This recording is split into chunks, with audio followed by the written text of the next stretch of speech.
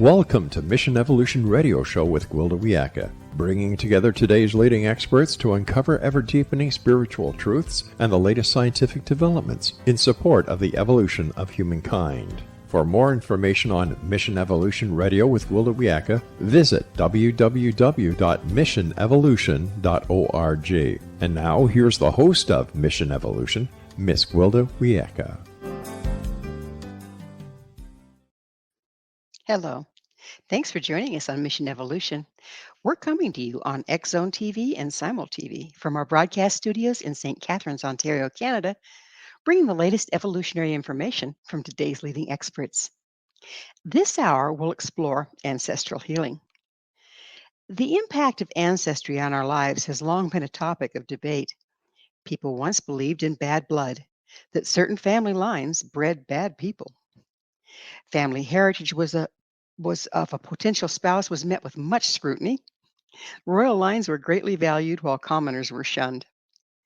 Later, we believed that while heredity did have some influence on our lives, we're not controlled by it.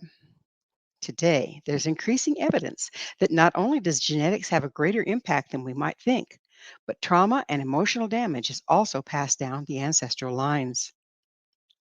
With us this hour to explore the ancestors, ancestral damage, and healing is Anuradha Dayal-Gulati.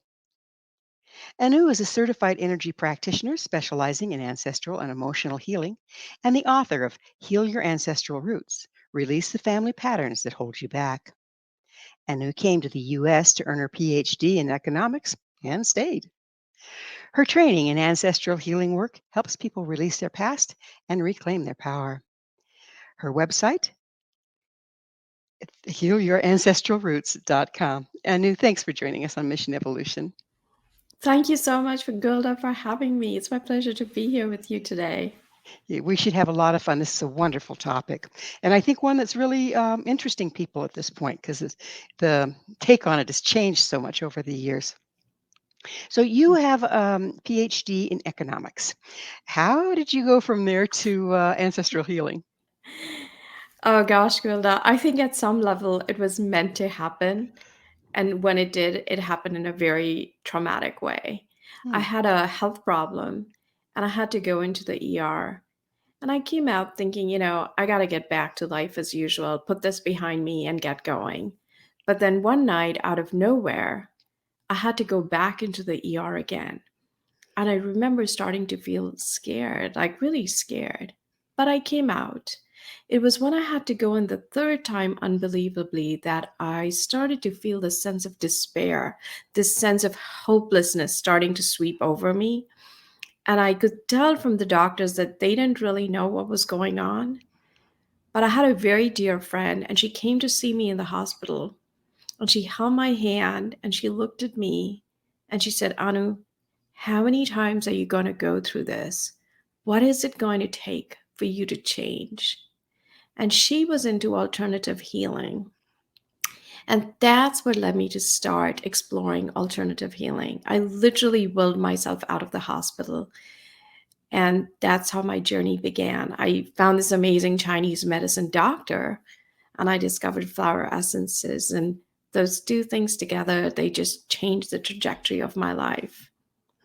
That's amazing. And I've heard that story so often. It seems like sometimes people really respond well to Western medicine, and sometimes whatever we have is just not reachable in that way, and we need to look elsewhere. So, what is certified energy practitioner? Well, I actually trained and got the stamp of certification that everybody wants in flower essences. So I trained in Bach flower essences through the Bach Center in England and then through the US.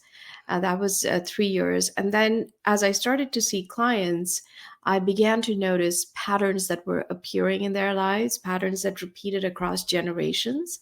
And I couldn't understand why that was happening. And I started to see patterns in my own life. So that led me to explore ancestral healing work. And I trained with 2 people in Rhode Island for 2 years. And so that was a certification process in ancestral healing work and in doing that form of therapy. So that's why I guess in some sense I'm a certified energy practitioner. It's almost like getting a PhD, but in completely random subjects. I understand. So you were talking about patterns. What are these patterns you're talking about? How'd you find them? You know, I think one of the benefits of having trained as an economist was you start with a problem, and when you're looking for a solution, you're looking to see patterns that are coming up and to get to the root of what it is that you're looking at. And when I started to see clients, I started to notice that there were patterns that were appearing across generations. For instance, I had this woman who came to see me, and her daughter had moved to the West Coast, and she really wanted to improve her relationship with her daughter. But her daughter was pulling away. She didn't want to have much to do with her. And what I noticed is that this woman wasn't on speaking terms with her own mother. So there was a pattern that went from one generation to the next. And that's how, when you start to notice repetition of patterns, repetitions of events, experiences, that's when that's the transgenerational legacy that is affecting us. That's the ceiling or the burden that we're dealing with. So where do these patterns come from? What do you think causes them? In a lot of Eastern traditions, as well as the Native American traditions, our ancestors are not just our parents or grandparents, but it includes those who came up to 7 generations before us. And if you think about it, that's 252 mothers and fathers that need to have existed for you to be here today. So if there is something unresolved in the lineage, if there is something that they want to make amends for, then we take on a piece of what is unresolved to heal it. Because when we heal ourselves, we heal those who came up to 7 generations before, and we also heal those who come 7 generations after us, because we are the ancestors for those who come 7 generations after. So it is actually like a sacred task that we take on to heal our lineage. And that's when we start to notice the patterns and we start to shift them and we start to let them go. So do you feel that these patterns are passed down genetically? That epigenetics is starting to show that, trauma is actually passed on to the descendants. Is this what you're talking about? I think, the most famous study of the epigenetics of the mice and the trauma was where the mice had the electric shock and the cherry blossom smell released at the same time. And they found, even when 4 generations later, the male offspring had nothing to do with the male mouse who originally received the shock, uh, they were still afraid of the smell of the cherry blossom. So I think our response patterns can get encoded because our emotions are what really travel through the generations. The transgenerational burden is the energy of unresolved emotions.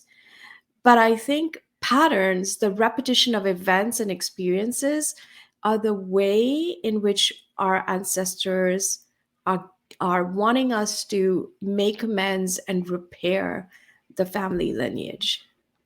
You mentioned something that perked my interest. Now, I can see how if we do a correction here in this generation, it would affect our descendants. But how does it affect our ancestors? That's going backwards.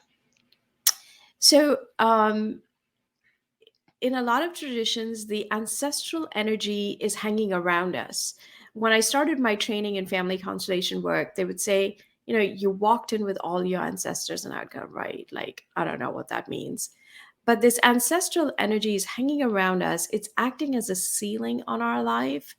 And that's why we experience blocks, the kind where if you want financial success, you want professional success, you want to have a relationship, and there's just like a block. And that's where the ancestors are acting as a ceiling on your life. But if we start to shift this ancestral energy, what we do is we allow them to lift into higher planes, evolutionary planes, soul planes. And from those planes, they can be more helpful to us. They are they're not so much of a negative influence, if that Do you makes think sense. Do you think that we're simply changing our relationship to it versus them themselves? Yes, we are changing our relationship towards them, and that's what allows them to shift. Because what is ancestral healing really?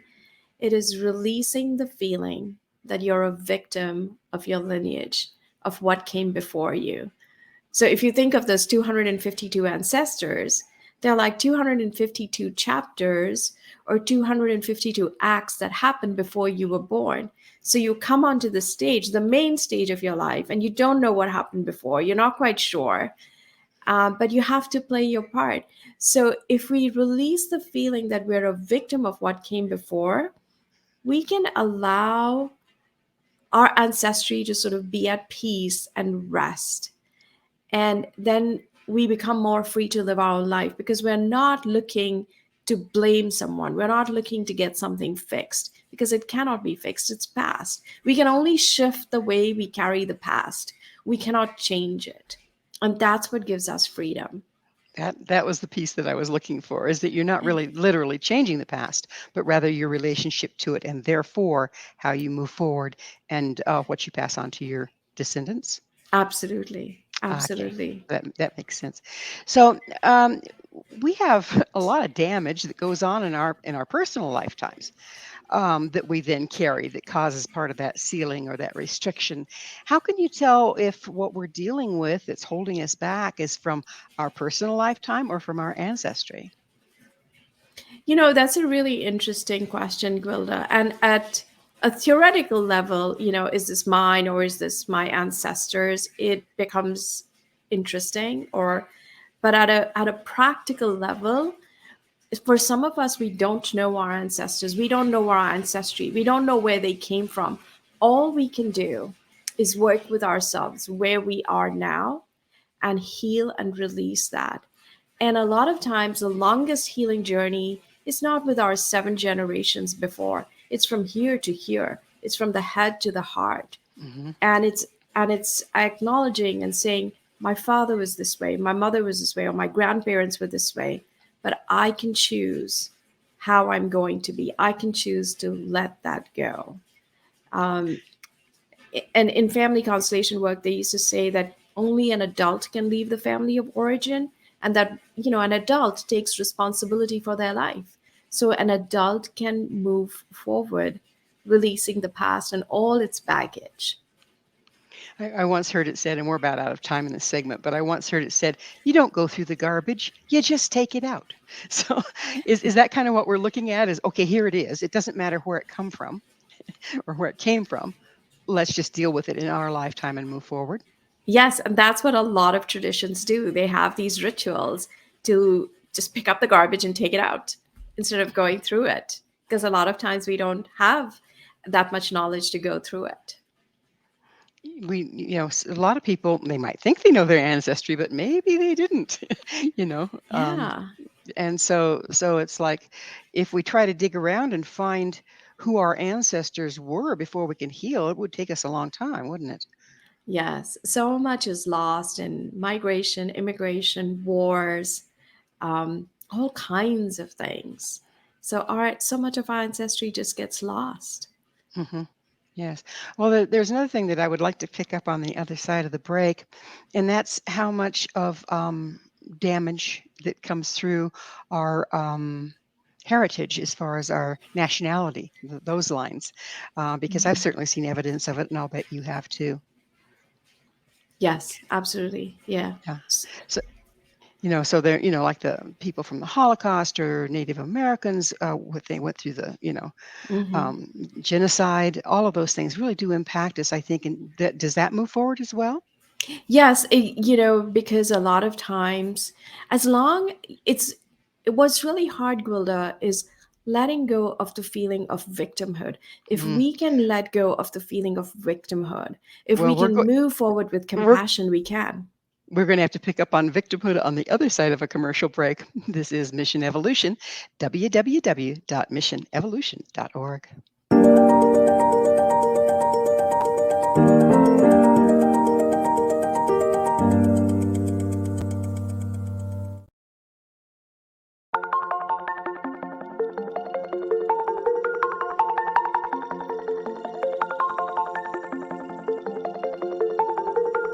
Question: what is the name of the unique blend of coffee you get that has been formulated by a neurologist, a neurobiologist, and a pharmaceutical chemist? Answer: you get Beautiful Mind Coffee, a unique coffee blend that tastes great and has herbal ingredients that your brain will love, and it is not just coffee, it's brainalicious. Dr. Rathbone, Dr. Jang, and Dr. Winslow, the scientific team that created Beautiful Mind Coffee, decided to collaborate on a coffee focusing on brain health. As for those herbal ingredients found in Beautiful Mind Coffee, Dr. Rathbone, Dr. Jang, and Dr. Winslow, utilizing their combined extensive scientific research background, worked with many natural and herbal products until the exact formulation that is found in Beautiful Mind Coffee was created. With a unique scientific formula not found in any other coffee being sold or served, Beautiful Mind Coffee is the only coffee blend that contains 3 herbal ingredients found to aid in boosting your daily mental clarity and focus. Every cup of Beautiful Mind Coffee contains scientifically formulated amounts of maca root powder, green tea extract, and American ginseng, all supporting good brain health. Taking care of your brain's health now can help delay or prevent the onset of cognitive dysfunction, including dementia, Alzheimer's, and more general memory loss as you get older, just by enjoying the delicious flavor of our roasted coffee and herbal ingredients found exclusively in Beautiful Mind Coffee. Did you know that cognitive dysfunction also refers to deficits in attention, verbal and non-verbal learning, short-term and working memory, visual and auditory processing, problem-solving, processing speed, and motor functioning? For more on Beautiful Mind Coffee, the 3 scientists who formulated Beautiful Mind Coffee, and more details on the 3 unique herbal ingredients in Beautiful Mind Coffee, visit www.beautifulmindcoffee.ca. Beautiful Mind Coffee is now available online at amazon.ca and amazon.com. To order Beautiful Mind Coffee, visit www.beautifulmindcoffee.ca today.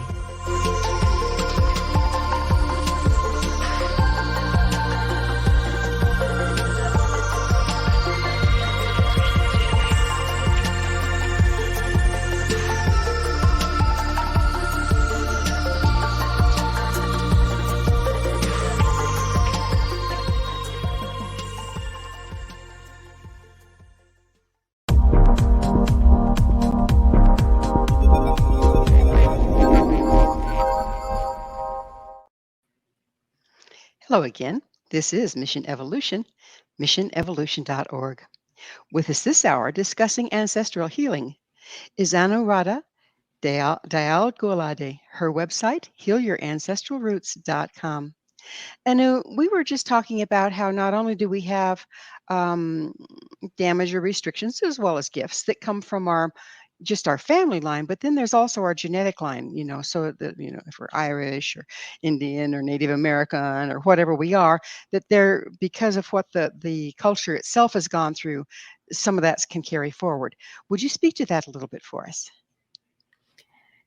I think that's so right, Gwilda, that there is unique things that we are carrying, burdens that we're carrying that are unique to our ancestry.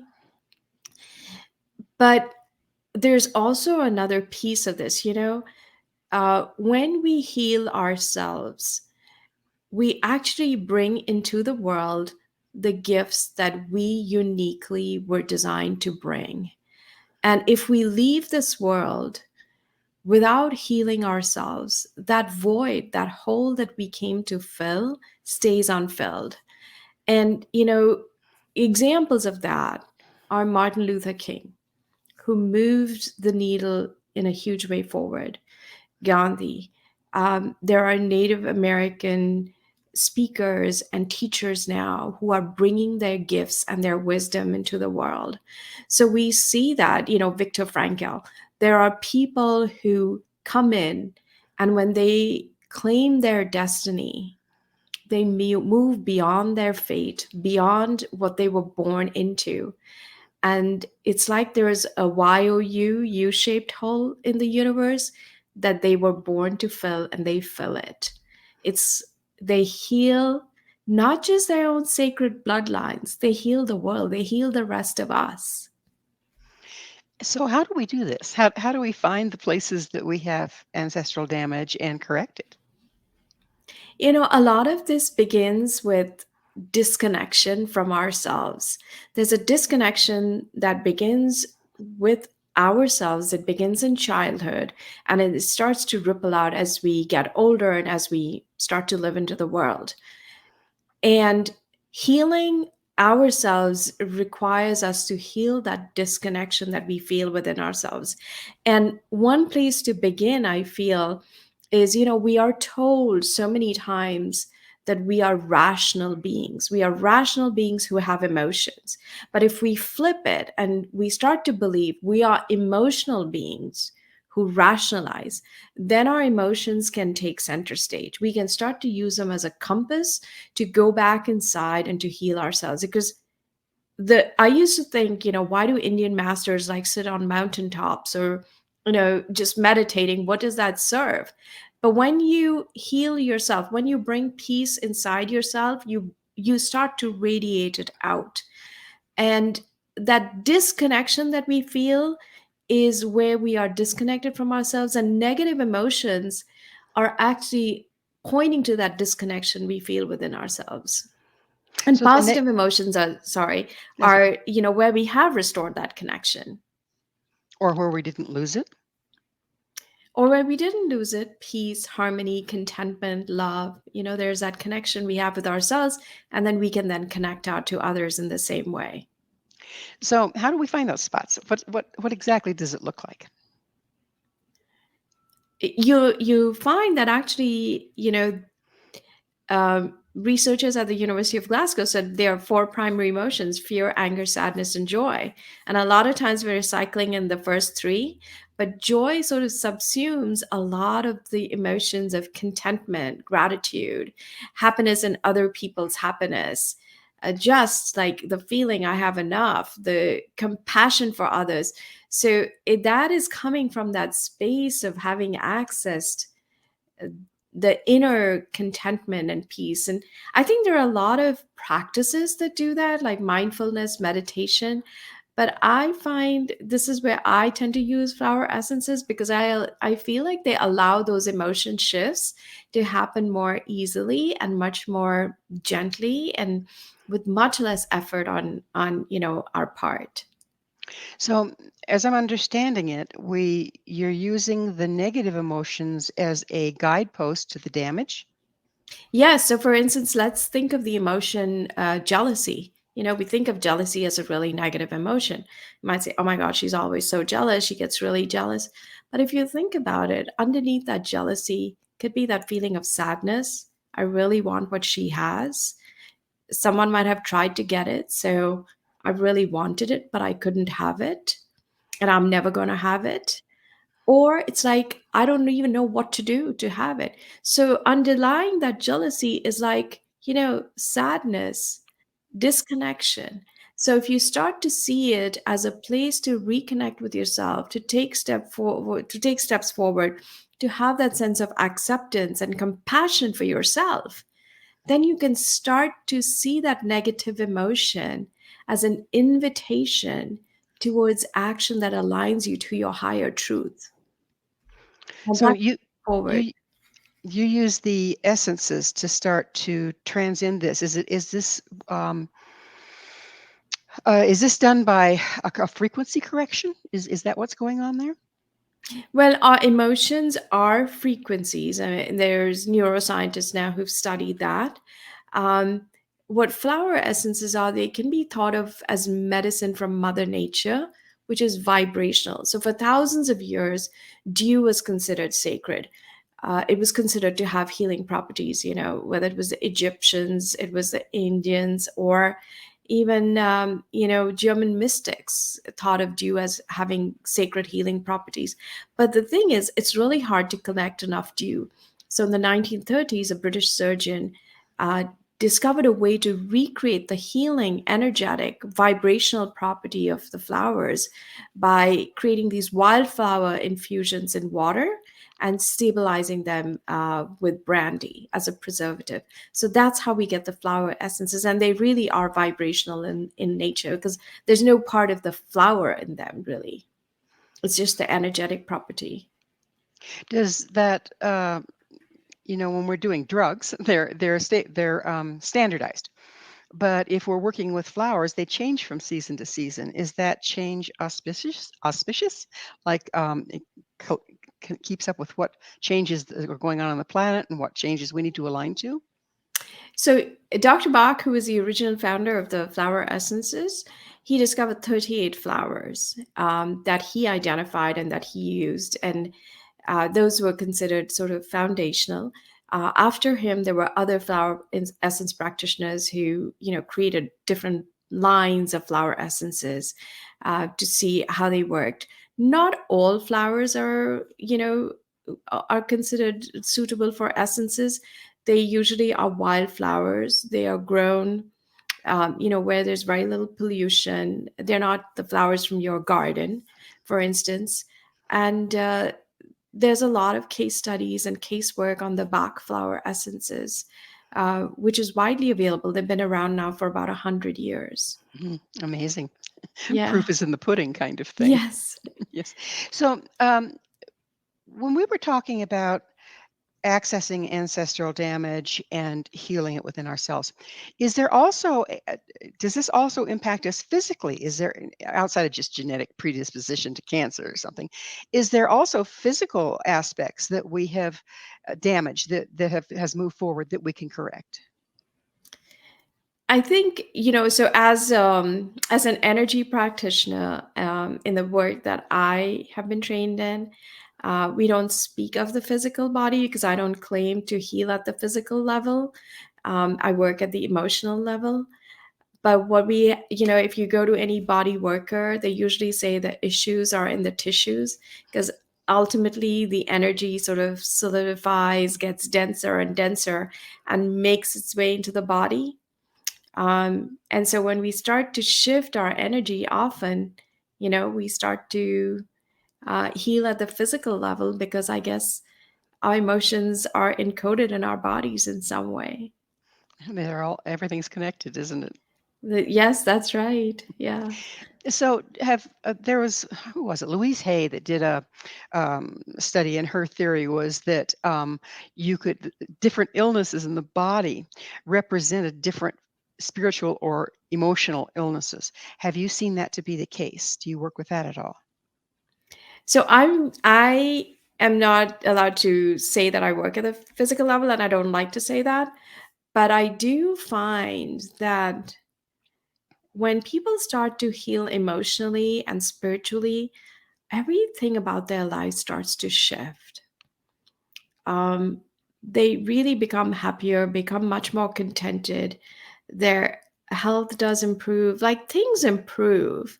And, maybe if it's okay, I'm just going to share something about a client, just how she shifted her life.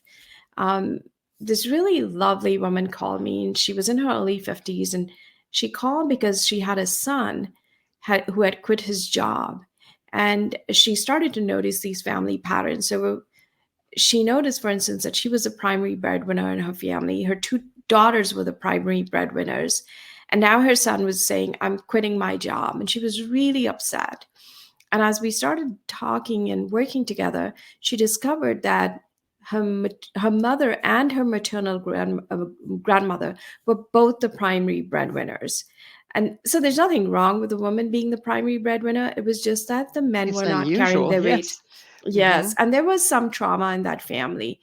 Um, but what happened is she started to notice these emotions she was carrying, like anger, bitterness, rage. Those were the things she was feeling towards her father, her grandfather, her sons-in-law, and also wanting to control her son. And as we worked together, she started this practice of honoring her ancestors, letting go of those emotions, of anger, of resentment. She started to stop fixing her son, wanting to control him, and arrive at a much more peaceful place. And as she started to do that, she started to be much more appreciative of her sons-in-law as well, and her own family. And one day her son called her and he said, "Mom, I just want to let you know I've gone back to work. I don't know what came over me. I mean, she was thrilled, but I think the words, I don't know what came over me, that's what made me realize like the family energy field had shifted. The pattern had broken. And so when you start to do the work, I think it's amazing how much can shift just by honoring your ancestors and shifting your own energy. So, from what you're saying, there is an invisible impact of our healing that moves to our descendants in this example. What is that connection there? What is that energetic? Because she didn't say anything to him necessarily. They didn't go into therapy together. There was nothing obvious that happened outside of her own process, her personal process. So, what's the mechanics behind passing that forward? It's if we go back to the the male mouse and the cherry blossom smell, I'm just going to use that analogy. So transgenerational burdens is the energy of unresolved emotions. Um, and in her case, those emotions of anger, resentment, bitterness, shifting those emotions, letting go of the feeling that she was the victim of what came before her. So when she could let go of those emotions, it cleared the way for the generations to come. The baggage didn't have to be carried because it was just, getting passed on for somebody else to do the healing work. But when she claimed her healing space and the willingness to shift, it started to clear everything for those who came after because the baggage was over. So the what was being held in suspension basically by a particular frequency became fallout when she corrected it. Yes, that's how Okay. I see it. Makes sense. Makes perfect sense. Well, it's that magic moment. We need to make another station break. Anu and I will return. So we're going to continue this discussion on the other side. You stay right there. This is Mission Evolution, www.missionevolution.org.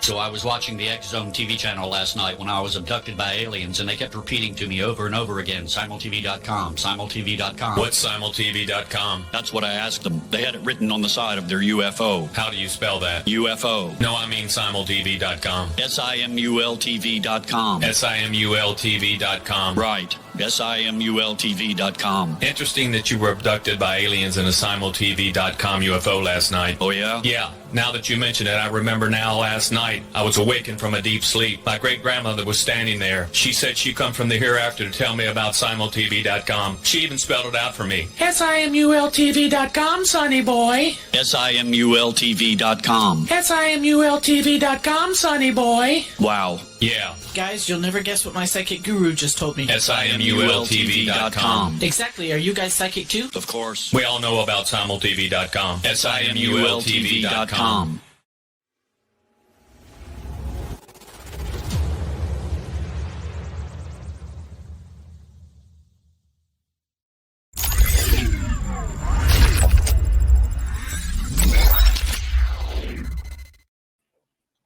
Hi there. This is Mission Evolution, www.missionevolution.org.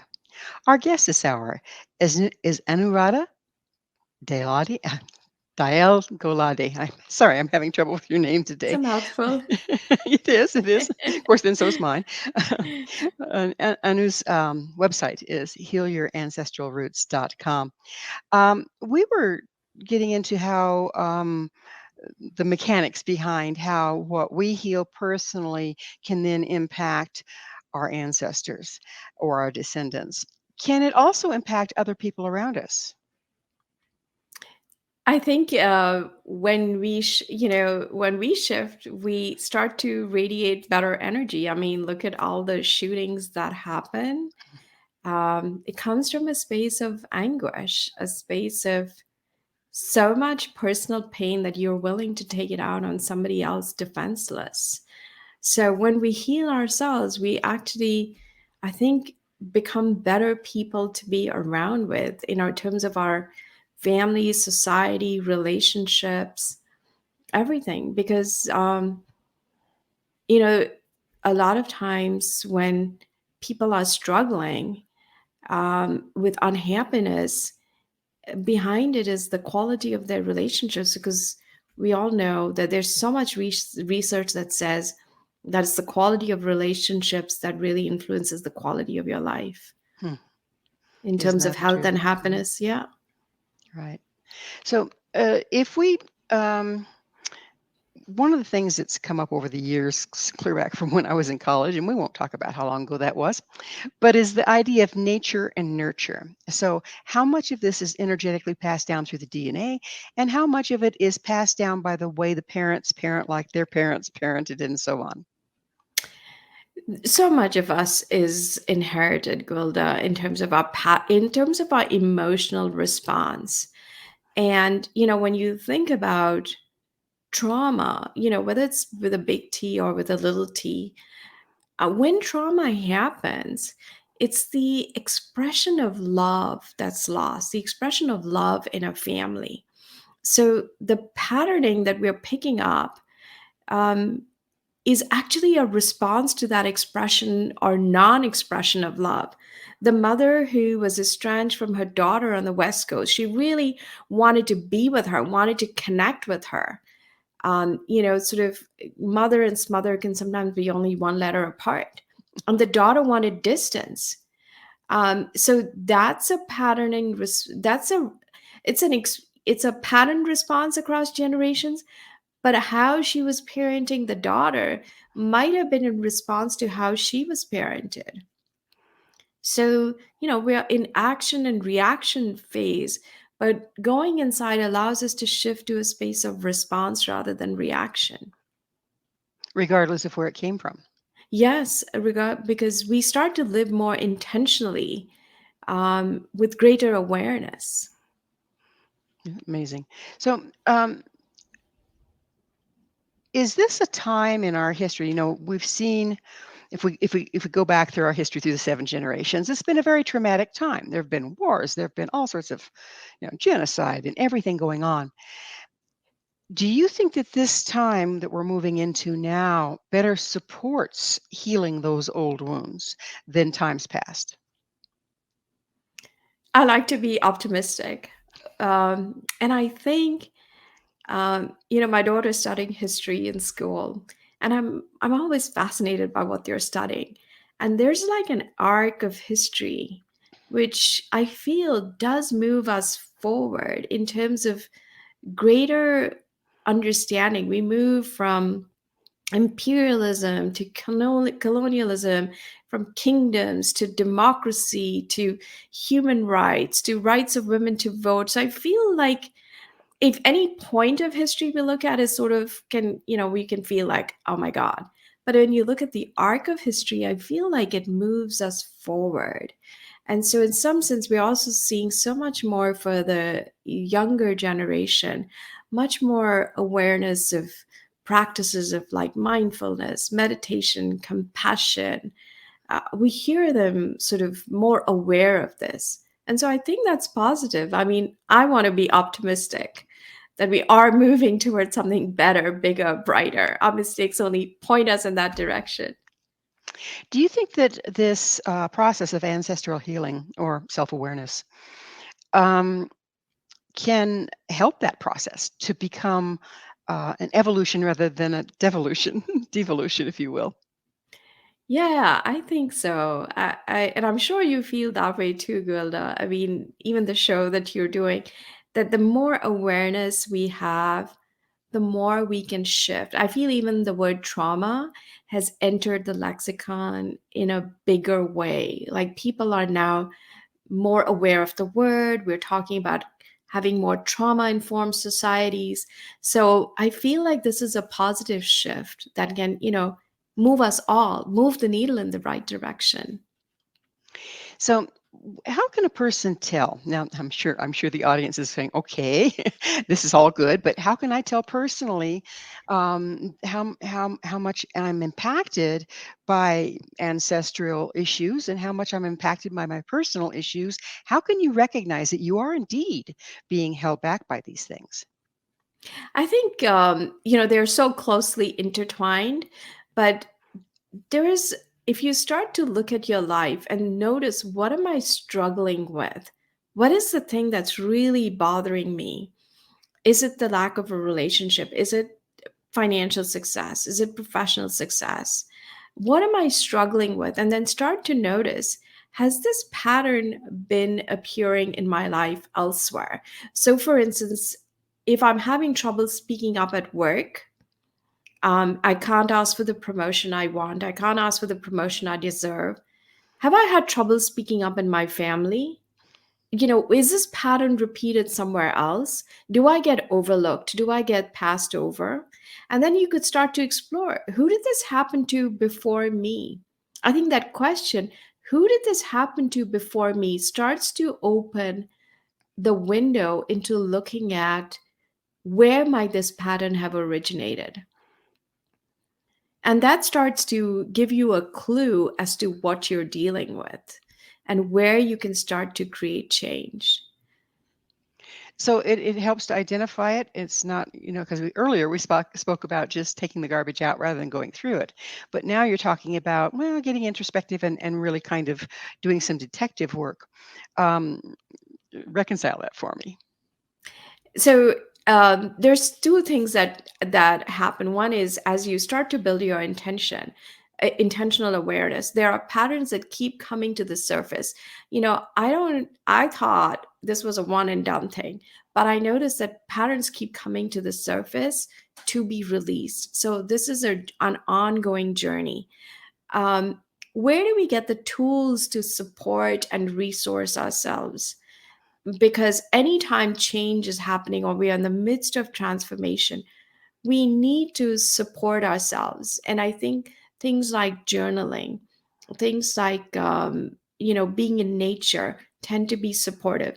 But there was a Cuban medical anthropologist, Alberto Violdo, and some of your Mhm. listeners may have heard of him. He went to South America and he found these ancestral altars. And he said, in the West, we thought of these as ancestor worship. And he said, it's interesting because when you create these ancestral altars, they were done so that people knew where their ancestors were, so that they were not running amok, ruining your life. So when he said that, I discovered that something that we do in India, which is create an altar at home, which becomes a place to anchor the energy of the home. An ancestral altar anchors the energy of the ancestors in some way. And by stopping at your ancestral altar and praying for, not to your ancestors, but praying for your ancestors, you can allow their energies to lift up. If just simply accept them, the act of acknowledgement, honoring, allows them to really release their energy and shift up and move up, to higher planes of existence. Do you feel like that practice actually puts us in a position to transmute? In other words, we've been talking about the ancestral damage and what we've carried, but there's also gifts hidden within that garbage can. Is this a way of letting go of the damage and receiving the gifts on the other side of that? Yes, I think that's really nicely put, Gwilda, because in so many Eastern traditions where people didn't know the ancestors, didn't know anything, maybe, they had these fortnights where they would go and honor the ancestors, visit the graves, clean the graves, offer food, offer wine, offer, prayers. And these are ways in which we establish a link with what's invisible. And doing that was the idea of like lifting their energies and allowing them to move on. And I think when we do that, we can sort of stop that energy from hanging around us and shift it. The unprocessed energy. But what about the gifts that they've carried? I mean, I have we all have a lot of gifts that came through our lineage and through our DNA that seem to be masked over by our regrets and our damage. But if we lift that, how can we better access those gifts?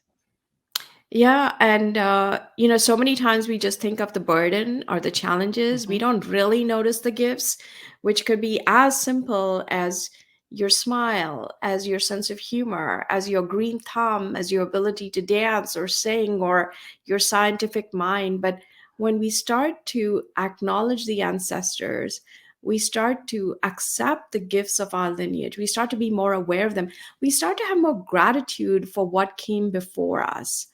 In a lot of Eastern cultures, and the Native American culture, there's the idea of respect.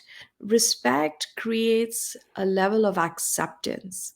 It is what it is. It was what it was, instead of like trying to fix it.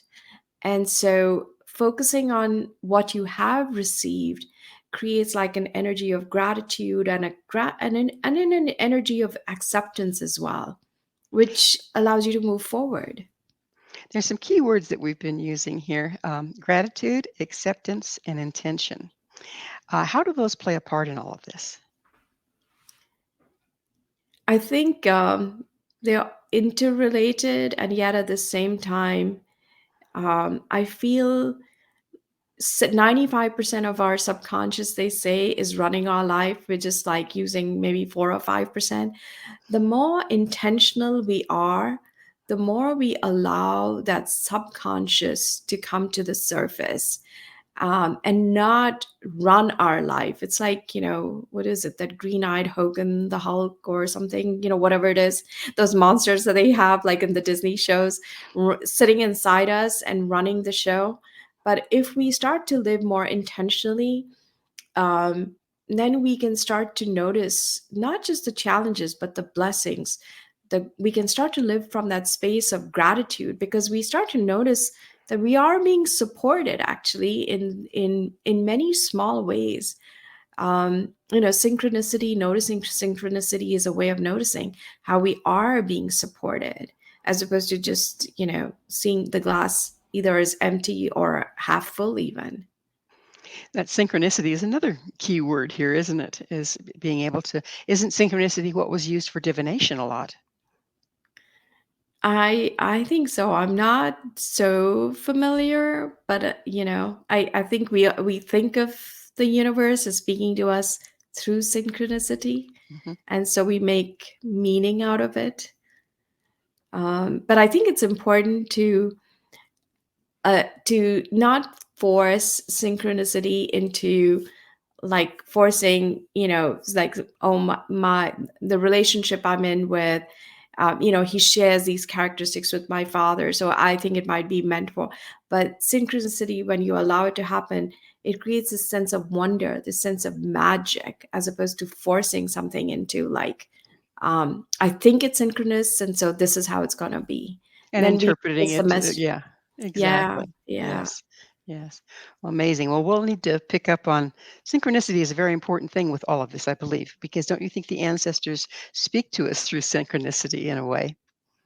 Yes, I so much. And I Yeah. think even my clients, when they start doing the ancestral healing work, photographs will appear. We'll have to People will pick up. call. We'll have to pick up on synchronicity because we're just about to run out of time in this segment. But Anu and I will continue. So you stay with us. This is missionevolution.org.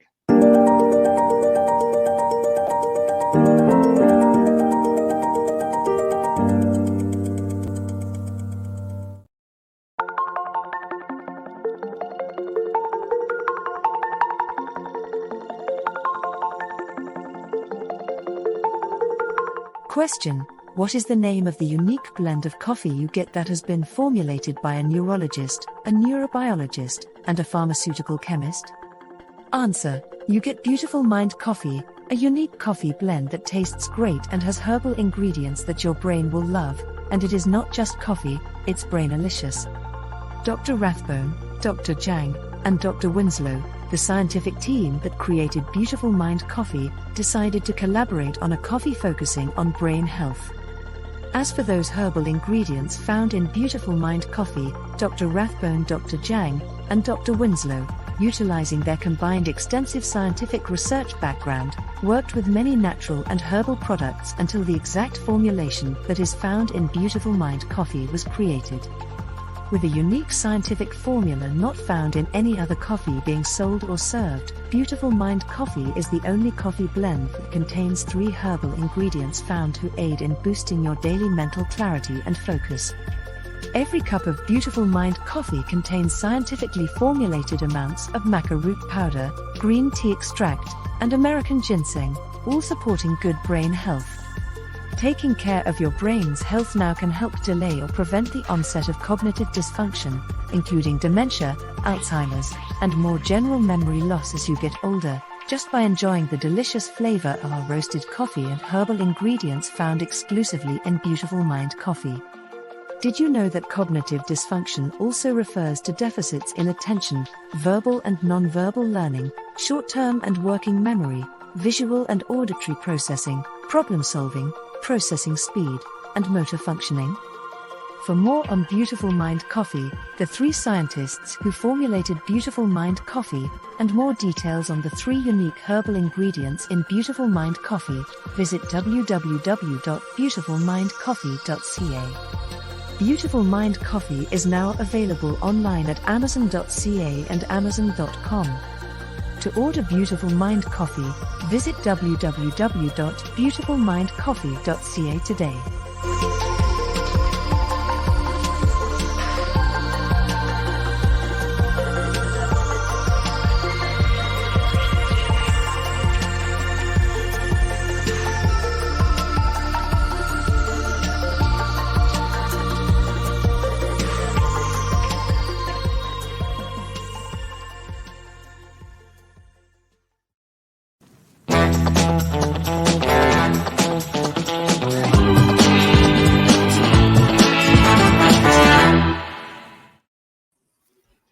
Welcome back. This is Mission Evolution, missionevolution.org.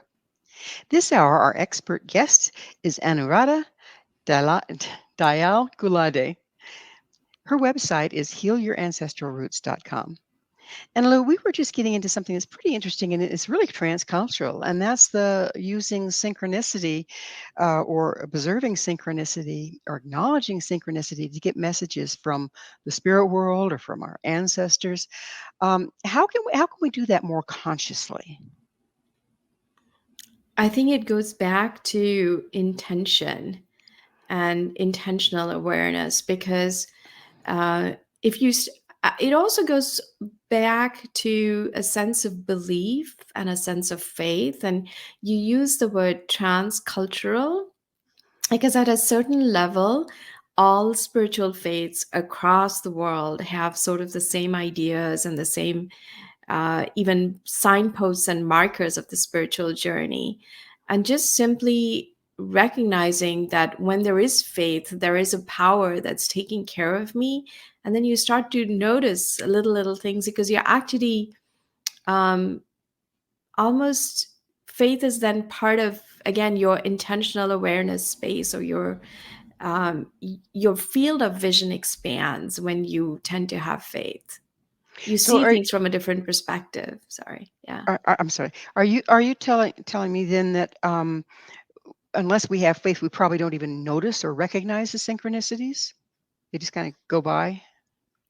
I think we become perhaps much more aware of them. I'm speaking from my personal experience that the more aware I was of my faith, the more I was aware of synchronicity. And it was really when I started doing the ancestral training work, because there was so much awareness of synchronicity in that 2-year program, that I started to become much more aware of it, become much more mindful of it, so that when it happened, it had this like, oh my God, had a sense of wonder, the sense of magic about life. I've had so many people mention to me when a dear parent passed or something, there would be some kind of sign that was very particular to them. Like one lady's father loved cardinals, okay, and it wasn't really the season for them. It was just starting to be the season for them, and they hadn't seen them all year. But once her father crossed, the next day, it's like she sees a cardinal, it sits out there, and it looks at her until she sees it, and then it flies away.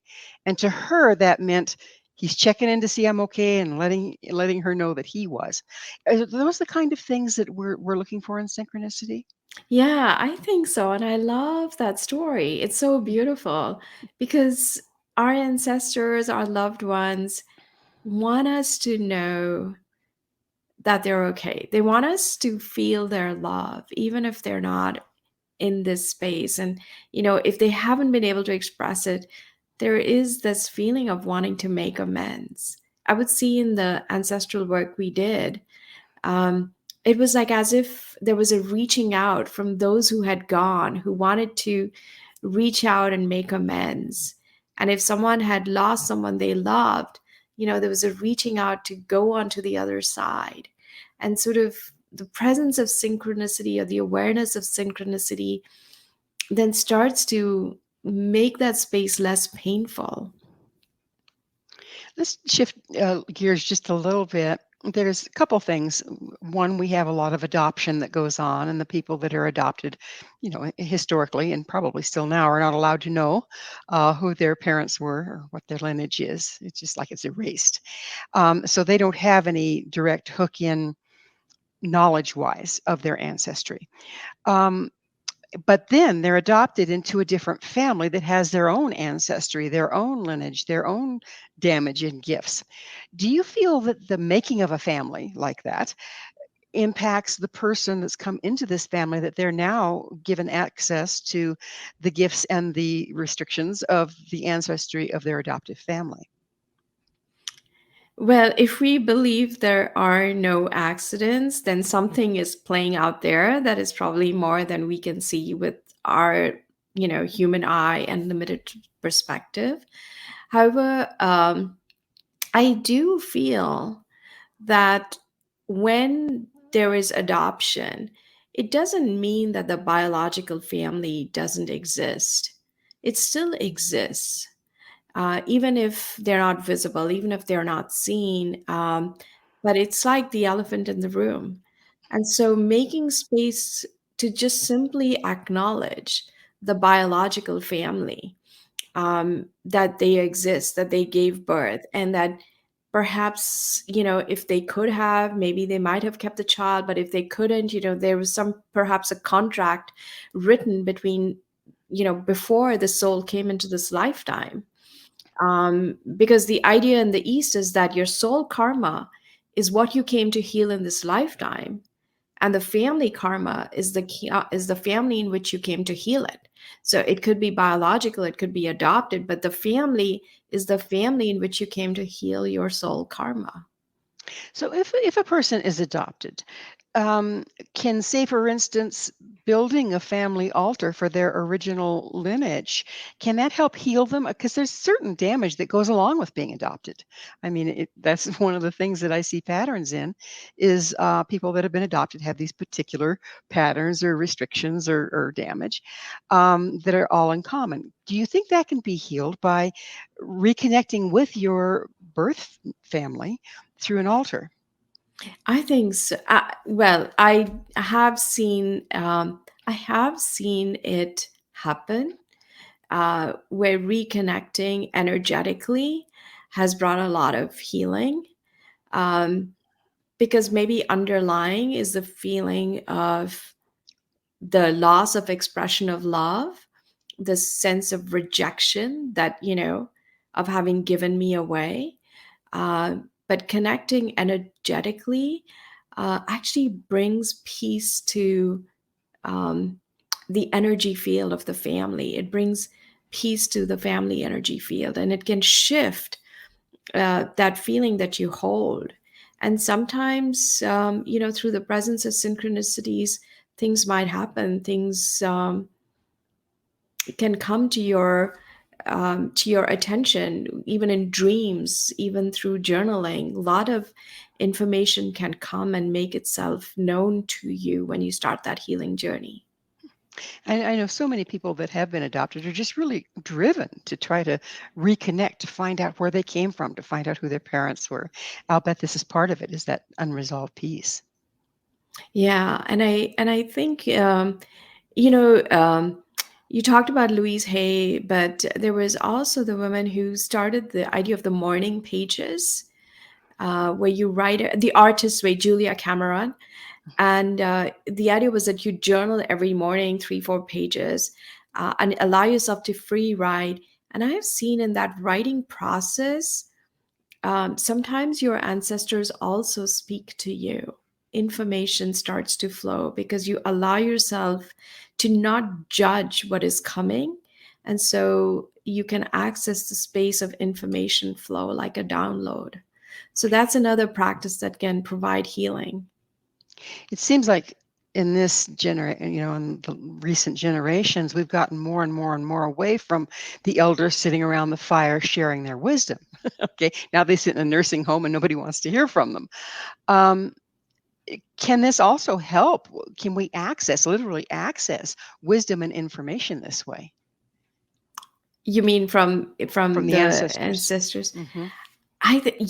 Yes, totally. I think so, because the interesting thing about being in the ancestral healing was, they used to say, the ancestors come, they're ready to be present for the healing, but it's like we all learned, we all grew in wisdom, even if they were not my ancestors, because the ancestors want to teach. And sometimes when people share stories, I feel like their ancestors are teaching me. So once you open yourself up, the ancestors, like you become part of something bigger, and you're guided and blessed, really. I mean, that's what we really want. We want the blessings of our ancestors. And let go of the damage and pick up the gift. Yes, Yeah. yes. So it's about that time in the program, Anu, when I have to ask, what is your mission? My mission came out of being in the ER, because it made me recognize how important hope is in our life, and that when it's gone, this sense of despair and powerlessness sweeps over us. So my mission is to make sure that people know they are never powerless, that they can create change and they can create the life they want.